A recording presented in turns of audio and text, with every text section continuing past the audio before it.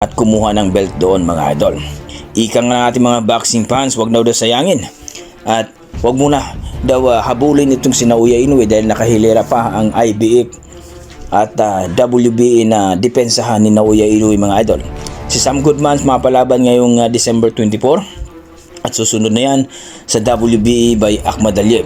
Kaya itong si Casimero mga idol, mas maigi daw na aakyat ito sa featherweight para kumuha ng belt mga idol. At ang potential ni Casimero na mapasabak sa bansang Saudi o sa UAE mga idol. So United Arab Emirates. Magandang balita ito mga idol para sa ating mga boxing fans. Kayo dyan mga idol, ano masasabi nyo sa ating video? Kung sakaling magmaterialize mga idol at kukunin itong si Casimero bilang isang boxingero mangdirigma sa bansang Saudi at UAE mga idol under sa promotion ng Saudi promoter. I-comment mo na sa baba mga idol.